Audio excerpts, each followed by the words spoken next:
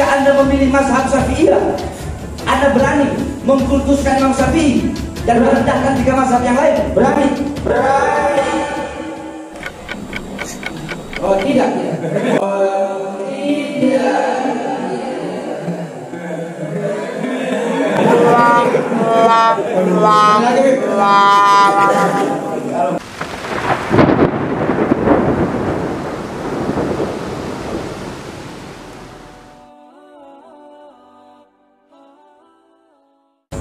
Al-Mubarakah yang penuh dengan keberkahan.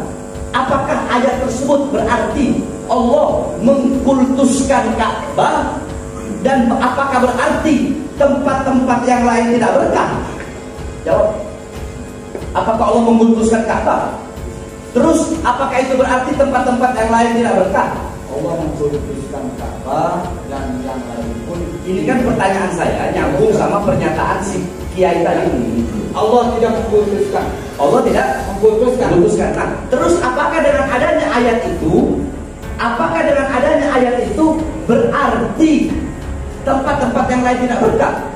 Berkah juga. Berkah juga kan? Nah, itu yang saya tunggu. Satu. Dua, dalam hadis Rasulullah bersabda, ya, salatun fi masjidi hada afdal min alfi salatin fi ma siwahu illa masjidil haram. Salatun fi masjidil haram afdal min mi'ati alfi salatin fi ma siwahu. Rawahu Bukhari Muslim. Kata Rasulullah, sholat di masjidku ini, Masjid Nabawi, lebih utama daripada 1000 kali sholat dibandingkan masjid-masjid yang lain, illa kecuali Masjidil Haram.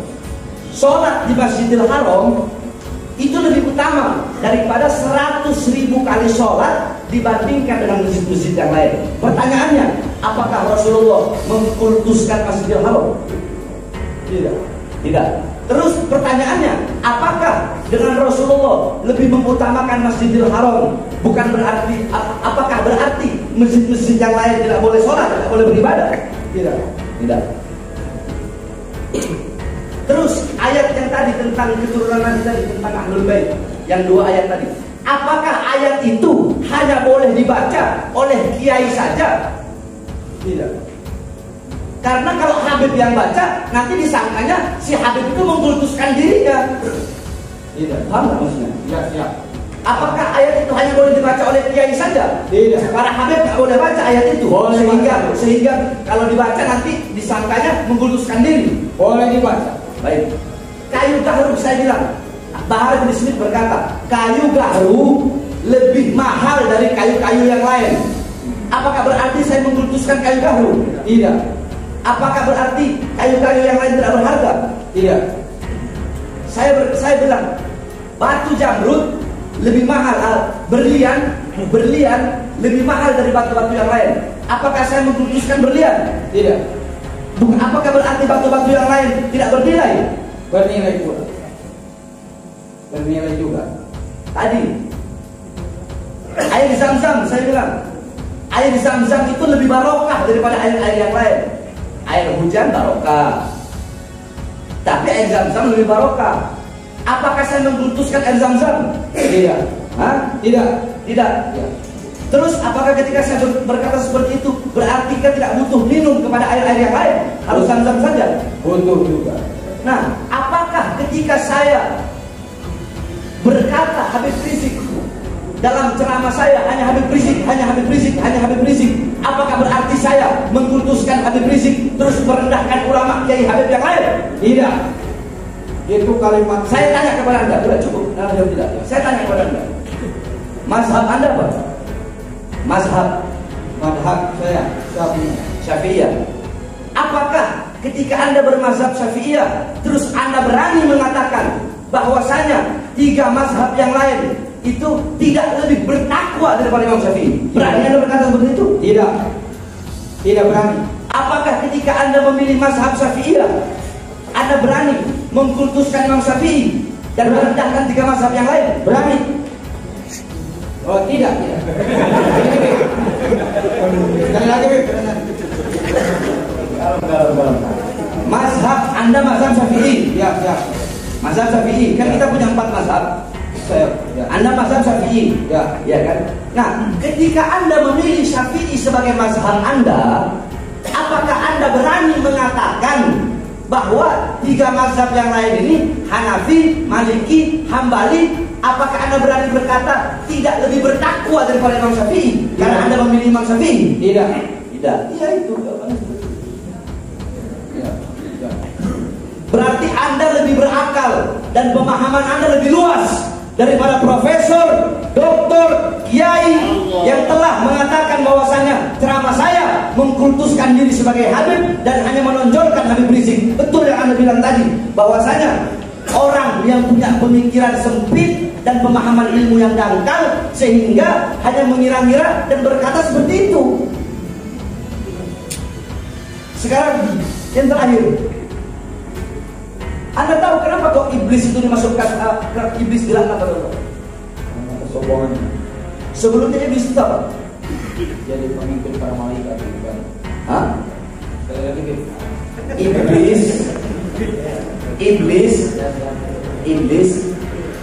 Iblis itu sebelum dilaknat siapa dia?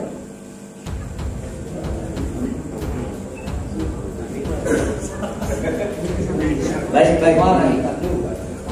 Ya, orang yang adil juga yang masuk ibadah juga. Iblis itu, ya. Iblis itu di langit pertama namanya Alim, di langit kedua namanya Zahid, di langit ketiga namanya Warek, di langit keempat namanya Abid, terus sampai langit ketujuh namanya Azazil. Al-Imam Ibnu Mundir, tahu Imam Ibnu Mundir? Beliau ahli bahasa. Ya. Al-Imam Ibnu Mundir berkata, Azazil itu dari kata iz, kehormatan, fadl, keutamaan, yakni orang yang Allah berikan kehormatan, kemuliaan, yaitu iblis. Dia malaikat kalah ibadahnya, pemimpin para malaikat. Keilmuannya malaikat kalah sama iblis.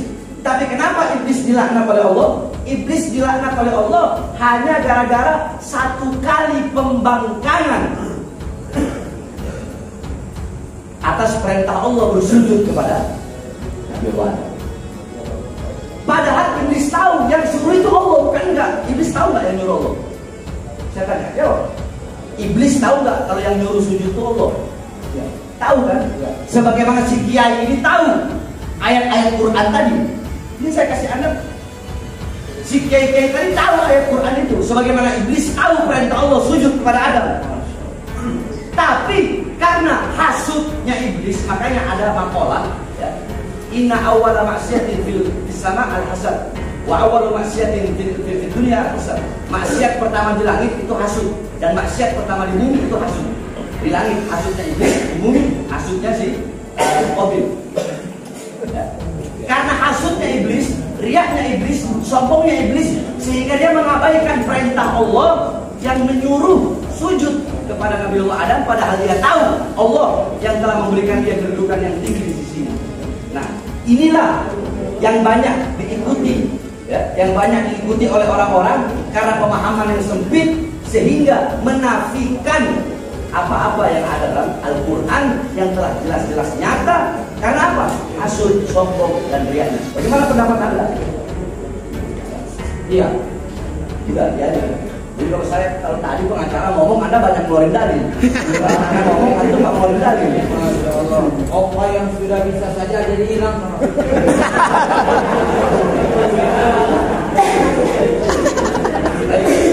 Karena waktu yang ada. Iya, cukup ya mudah. Pertanyaan terakhir. Ini saya bahas masalah kiai ini. Bukan nggak ada cerita lewat. Bagaimana nggak ada cerita lewat? Coba ada azan dan sebutkan, nggak usah azan. Anda baca syahadat coba. Yang keras. Asyhadu an la ilaha illallah wa asyhadu anna Muhammadar Rasulullah. Stop. Asyhadu anna. Sebutkan yang keras. Sesungguhnya aku bersaksi tiada Tuhan selain Allah, dan aku bersaksi bahwa Nabi Muhammad adalah utusan Allah. Muhammad jadak atau jati. Muhammad kakek ente atau kakek anak? Muhammad kakeknya engkau atau kakeknya saya? Yakub, Pak. Apa artinya? Kakek. Hah? Kakek saya? Kakek Habib. Di sini saya ingin menginginkan Anda jadi saksi jadi kiai yang kemarin ya. Ini perumpamaan aja. Enggak, sebentar. Ini terakhir udah final terakhir. Anda ceritanya jadi kiai yang kemarin. Udah ada kiai yang memberatkan. Kiai yang tadi memputuskan diri sebagai Habib. Asyhadu anna Muhammad Rasulullah. Coba sebut lagi. Asyhadu anna Muhammad Rasulullah. Asyhadu anna Muhammad Rasulullah. Muhammad jaddak au jaddi. Muhammad kakekmu atau kakekku. Kalau engkau berkata Muhammad kakekmu, kadzabta, kamu bohong. Muhammad kakeknya siapa? Kakek.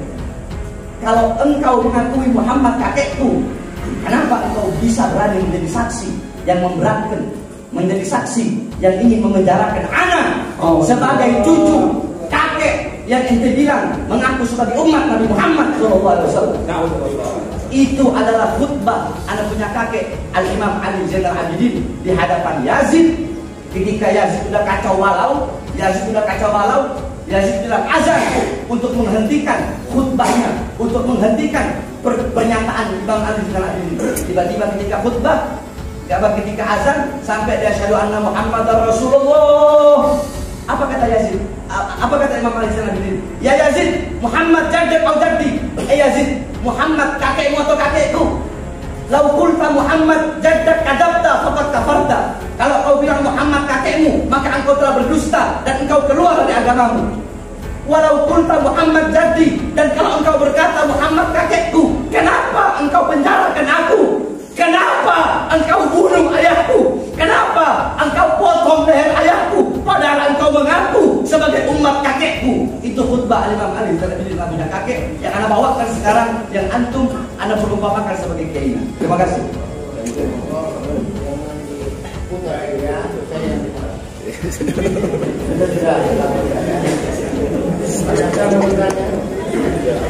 Dari tanggal bukannya cukup berarti keterangan ini dibenarkan sekali ya, atau lagi dibenarkan? Dibenarkan yang mulia. Dan dari semua saksi ini tadi Masya Allah. Allah.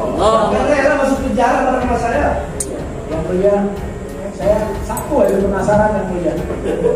Apakah saksi pada saat di BAP dipanggil oleh pihak jaksa penuntut umum untuk bersaksi untuk sidang? Ada panggilan? Ada panggilan. Kenapa saksi tidak hadir pada saat itu panggilan? Kenapa saya tidak hadir? Karena tidak cocok dengan apa yang dikatakan bahwa meringankan. Baik. Terima kasih. Oke, Terima kasih. Saksi ya, jadi cuma di bawah. Ini bapak ini siapa namanya? Perkenalkan, nama asli saya Adi Bustoni. Tadi sudah disumpah. Sering dipanggil tuh Aceh Bustoni. Ini, sudah disumpah dulu. Sudah. Oh, sudah disumpah. Sudah.